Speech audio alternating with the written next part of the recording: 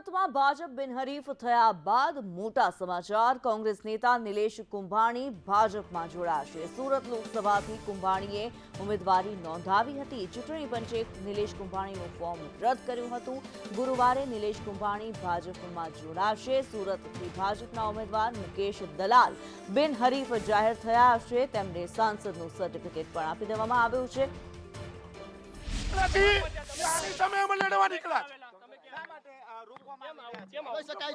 આ પ્રમાણે જનતાનો ગદ્દાર લખવામાં આવી રહ્યો છે। પોલીસ દ્વારા બેનર છે તે ફાડવામાં આવી રહ્યા છે, ધક્કામધુક્કી કરવામાં આવી રહી છે।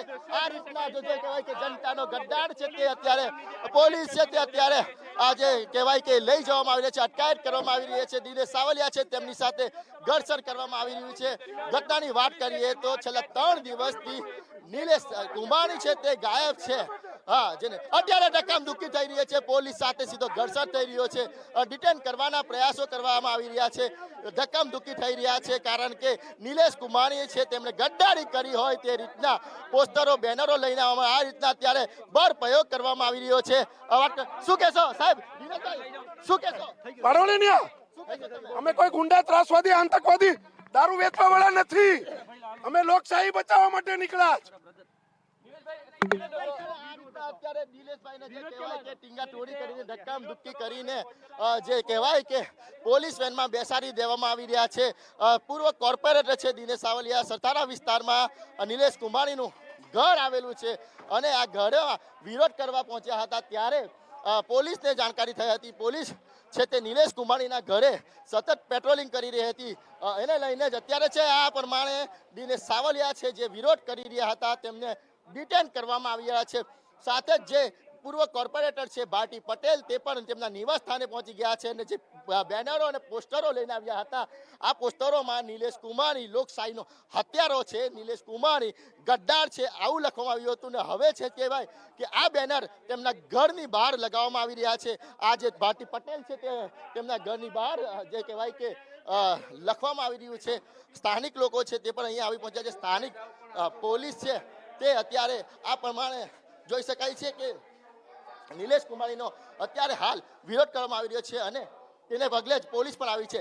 કેમેરા પર્સન અજીત પટેલ સાથે મનીષ પરમાર, સંદેશ ન્યૂઝ, સુરત। તો જે પ્રમાણે અત્યારે આપ જોઈ રહ્યા હતા નિલેશ કુંભાણીના ઘરે જે કોંગ્રેસના કાર્યકર્તાઓ છે, કોંગ્રેસના નેતાઓ છે તેમના દ્વારા નિલેશ કુંભાણી ગદ્દાર છે, લોકશાહીનો હત્યારો તેવા બેનર્સ લગાવવામાં આવ્યા હતા અને પોલીસ દ્વારા કાર્યવાહી કરવામાં આવી છે। આ બેનરો લગાવનાર અને વિરોધ કરનાર જે છે તેમની અટકાયત અત્યારે કરી લેવામાં આવી છે। નિલેશ કુંભાણી 2 દિવસથી ગાયબ ચાલી રહ્યા છે અને અત્યારે જે સમાચાર છે નિલેશ કુંભાણી ભાજપમાં જોડાવાના છે તેવી વાત આવી રહી છે, તેવી ખબર આવી રહી છે। કોંગ્રેસમાંથી નિલેશ કુંભાણીનું ફોર્મ રદ થઈ ગયું હતું। તેમના ટેકેદારોએ ટેકેદારો બોગસ હોવાનું, યોગ્ય ન હોવાનું સામે આવ્યું હતું અને નિલેશ કુંભાણી સાથે તેમના ડમી ઉમેદવાર બંનેના ફોર્મ રદ થઈ ગયા અને સુરત બેઠક બિનહરીફ જાહેર થઈ ગઈ અને જે રાજકીય ડ્રામા ચાલી રહ્યો છે આ રાજકીય ડ્રામા જે છે હજી પણ યથાવત છે। કોંગ્રેસના ઉમેદવાર નિલેશ કુંભાણીનું જ્યારથી ફોર્મ રદ થયું છે ત્યારથી કોંગ્રેસના ઉમેદવાર નિલેશ કુંભાણી છે તે સંપર્ક વિહોણા છે। સંદેશ ન્યૂઝની ટીમ અત્યારે છે નિલેશ કુંભાણીના ઘરે આવી પહોંચી છે। આ વિસ્તારમાં રહે છે નિલેશ કુંભાણી 1104 નંબરમાં રહે છે। સરથાણા વિસ્તારમાં છેલ્લા 3 દિવસથી તારું દેખાઈ રહ્યું છે તેમના ઘરે। પાડોશી છે તેમની પાસે જાણવાના પ્રયાસો કરીશું। કેટલા દિવસથી આ ઘર બંધ છે? 2-3 દિવસ થયા। કોણ રહી છે અગર ખ્યાલ છે તમને? નિલેશભાઈ કુંભાણી રહેતો હોય ખબર જ હોય ને। એવું છે? પહેલી વાર એવું બન્યું હશે કે બંધ છે કે પછી નહીં, ઘણી વાર બહાર જાય છે શનિ રવિ વયા જાય છે, ઘણી વાર ફરવા ક્યાંય જતા હોય છોકરાઓને લઈને, આપને ખબર હોય? કોઈ વાતચીત થઈ? નહીં, કાંઈ વાતચીત નથી।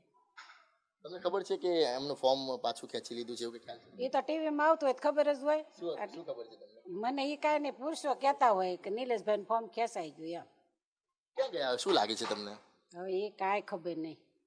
એટલે કહેવાય કે જે કોંગ્રેસની હાઈકમાન્ડની ટીમ છે અત્યારે સુરત શહેરમાં ડામા નાખ્યા છે, પરંતુ જે કોંગ્રેસનો ઉમેદવાર છે તે ક્યાં છે એ કોઈને નથી ખબર।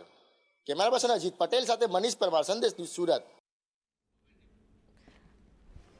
ત્યારે જે પ્રમાણે નિલેશ કુંભાણીનું ફોર્મ રદ થઈ ચૂક્યું છે અને સુરત બેઠક બિનહરીફ જાહેર થઈ છે. કોંગ્રેસના જ જે કાર્યકર્તાઓ છે, કોંગ્રેસના જે નેતાઓ છે, તે જ અત્યારે નિલેશ કુંભાણી પર શંકા કરી રહ્યા છે. નિલેશ કુંભાણી અત્યારે આશંકાના ઘેરાઓની અંદર છે અને નિલેશ કુંભાણી ગદ્દાર છે.